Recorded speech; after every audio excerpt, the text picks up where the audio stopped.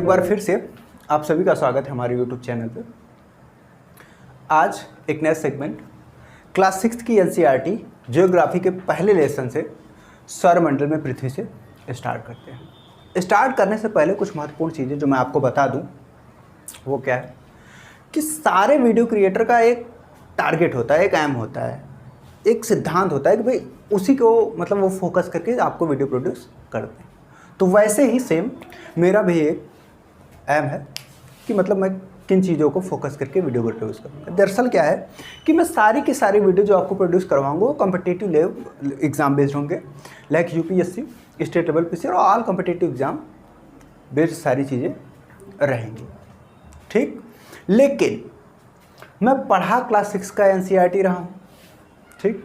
तो मैं ये चीज़ कभी नहीं भूलूंगा कि एक क्लास 6 का स्टूडेंट आए और ये चीज़ें पढ़े तो उसको समझ में ना आए।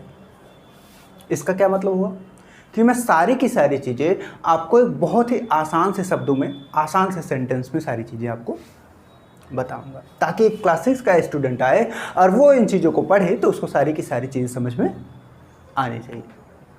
देखो, आज की जनरेशन की सबसे बड़ा सवाल ये है कि जब स्टूडेंट तैयारी करना चाहता है, वो तैयारी में उतरता है तो उसको ये चीज़ें समझ में नहीं आती है कि स्टार्ट कहाँ से करें। सपोज दैट आप IAS की तैयारी में आ रहे हो, ठीक। तो आपका ये सबसे बड़ा क्वेश्चन होगा कि हम तैयारी मतलब प्रिपरेशन स्टार्ट कहाँ से करें। तो इसके लिए एक आसान सा यही समझो आप कि जितने भी सिलेक्टेड स्टूडेंट हैं, मोस्ट ऑफ ऑल, उनमें से सभी के सभी, शायद एक आध एक्सेप्शन होंगे तो वो अलग बात है, तो उनमें से सभी के सभी स्टूडेंट आपको यही सजेस्ट करेंगे कि आप क्लास 6 to 12 तक की NCERT से स्टार्ट करें, ठीक। ये अगर बेस चाहिए तो हमें क्लास 6 से NCERT, तो उसी चीज़ों को फोकस करके मैं क्लास 6 से 12 तक की NCERT स्टार्ट कर रहा हूँ। जियोग्राफी सेगमेंट में ही पढ़ाऊँगा और हमारी टीम वर्क करेगी इस पर, ठीक। तो आइए स्टार्ट करते हैं। तो जियोग्राफी क्लास 6 का पहला लेसन का नाम है सौरमंडल में पृथ्वी, ठीक। देखिए, जैसे शाम हो जाता है, धीरे धीरे शाम गहरा होता जाता है तो हमको आसमान में कुछ चमकीले बिंदु दिखाई देने लगते हैं, ठीक। शाम और गहरा होता जाता है, वो चमकीले बिंदु और ज़्यादा चमकीले दिखने लगते हैं, ठीक। उन चमकीले बिंदु क्या कहते हैं? तारा नहीं कहते। अगर यही सेम क्वेश्चन किसी कॉम्पिटिटिव एग्जाम में आ जाता कि आसमान में दिखने वाले समस्त चमकीले बिंदु कहलाते हैं, तो ये क्वेश्चन आप रॉन्ग क्लिक करके चले आते अगर पहला ऑप्शन तारा अगर सेट करता तो, ठीक। तो आइए स्टार्ट करते हैं। क्या मैंने क्या बोला कि जैसे जैसे शाम होती है तो हमको चमकीले बिंदु दिखना प्रारंभ हो जाते हैं और शाम गहरा होता जाता है तो चमकीले बिंदु और ज़्यादा अच्छे दिखने लगते हैं, ठीक। तो उसी चंद्रमा के, उसी तारों के साथ हमें प्रतिदिन चंद्रमा के विभिन्न विभिन्न स्वरूपों का मतलब विभिन्न विभिन्न स्वरूप हमको दिखाई देते हैं, ठीक। और महीने की एक ऐसी रात्रि जिस रात्रि को हमें चंद्रमा का संपूर्ण स्वरूप दिखाई देता है उसे क्या कहते हैं? पूर्णिमा कहते हैं, ठीक। तो आइए क्या कहते हैं? पहला हेडिंग पूर्णिमा। पूर्णिमा किसे कहते हैं? कि महीने की एक ऐसी रात्रि जिस रात्रि को हमें चंद्रमा का संपूर्ण स्वरूप दिखाई देता है उसे पूर्णिमा कहते हैं। देखो, क्लास 6 की NCERT में पढ़ा रहा हूँ, हम लोग लिखने का चीज़ जो है बहुत ही लिमिटेड करेंगे, ठीक। ये सारी चीज़ें आपको एक लेसन वाइज दे दिया गया, बट मैं आपको हेडिंग सारी चीज़ों को डिफरेंट करके मतलब अलग अलग करके मैं सारी चीज़ें आपको बता रहा हूँ, ठीक। तो पूर्णिमा किसे कहते हैं? महीने की एक ऐसी रात्रि जिस रात्रि को हमें चंद्रमा का संपूर्ण स्वरूप दिखाई देता है उसे पूर्णिमा कहते हैं, ठीक। और आगे आए, पूर्णिमा के 15 दिन बाद, ठीक, 15 दिन बाद हमें चंद्रमा का मतलब चंद्रमा बिल्कुल भी दिखाई नहीं देती, उस रात्रि को क्या कहते हैं? अमावस्या की रात्रि। फिर नेक्स्ट हमको क्या मिला? अमावस्या, ठीक। अमावस्या किसे कहते हैं? महीने की एक ऐसी रात्रि या पूर्णिमा के ठीक 15 दिन बाद एक ऐसी रात्रि जिस रात्रि को हमें चंद्रमा बिल्कुल दिखाई नहीं देता उसे अमावस्या कहते हैं, ठीक। ये छोटी छोटी चीज़ें हम एक्सप्लेन करते चलेंगे, ठीक। देखिए, आसमान में दिखने वाले समस्त चमकीले बिंदु को क्या कहते हैं? खगोलीय पिंड कहते हैं। देखिए बेसिक सी चीज़ें हैं, ये आपको आने चाहिए। ठीक, अब क्या है कि आसमान में दिखने वाले वो समस्त चमकीले बिंदु खगोलीय पिंड कहलाते हैं। अगर आपसे पूछ ले खगोलीय पिंड क्या है, तो आप यही बताएंगे कि आसमान में दिखने वाले समस्त चमकीले बिंदु खगोलीय पिंड कहलाते हैं। तो और एक चीज़ क्या मिला हमें? खगोलीय पिंड।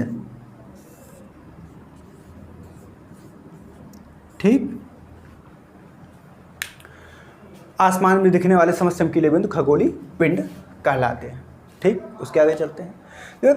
कुछ खगोलीय पिंड आकार में काफ़ी बड़े होते हैं, उनका अपना स्वयं का प्रकाश होता है, उनका अपना स्वयं का ऊष्मा होता है, वो बड़ी मात्रा में ऊष्मा और प्रकाश का उत्सर्जन करते हैं। उसे क्या कहते हैं? उसे तारा कहते हैं। क्या कहते हैं?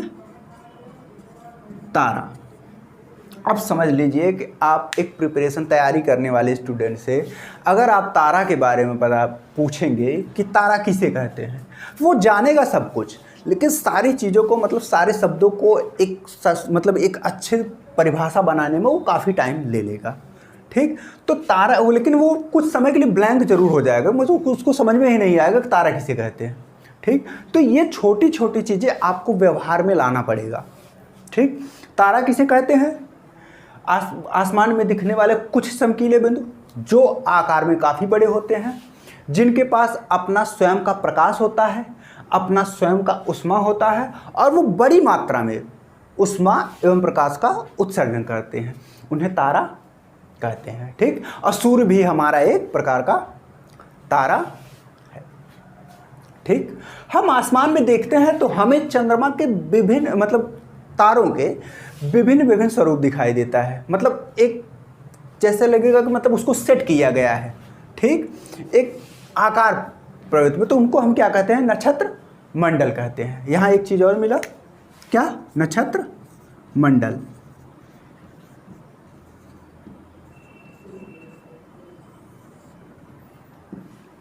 नक्षत्र मंडल किसे कहते हैं?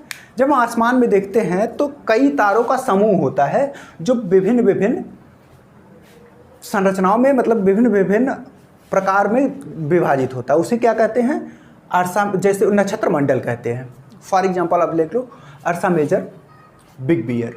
आसमान में सबसे आसानी से एक नक्षत्र मंडल आपको समझ में आएगा, मैं बताऊं, वो है सप्त ऋषि। दादा दादी नाना नानी की कहानियों में सप्त ऋषि क्या होता है? 7 तारों का एक समूह होता है जो क्वेश्चन मार्क की तरह होता है। ठीक, और देखिए ये क्वेश्चन आए हुए हैं कि अर्सा मेजर और बिग बेयर क्या है वनडे एग्जाम में, एसएससी वनडे एग्जाम में ये प्रश्न पूछे गए हैं। हालांकि इसमें से कई चीज़ें पूछी गई हैं, जैसे तारा पूछ दिया गया है। अगर ये पूछ दिया जाए तो कन्फ्यूजन क्रिएट होगा कि भाई खगोलीय पिंड तारा में आप हमेशा कन्फ्यूज रहोगे। ठीक, तो नक्षत्र मंडल हुआ। आपको एक प्राचीन काल में लोग, जैसे क्या होता है कि दिन में, इस समय तो हम दिशा का माप कर लेते हैं, लेकिन प्राचीन समय में क्या होता था कि वो जब ट्रैवल करते थे, यात्रा करते थे, तो वो रात्रि के समय का दिशा का निर्धारण वो किससे करते? ध्रुव तारा से करते थे। ध्रुव तारा क्या है कि उत्तर की दिशा में आप देखेंगे ये सबसे चमकीला बिंदु, सबसे चमकीला तारा जो होता है वो ध्रुव होता है। ठीक, तो उसके आगे अब चलते हैं हम, क्या कि ग्रह किसे कहते हैं? हेडिंग डालिएगा ग्रह।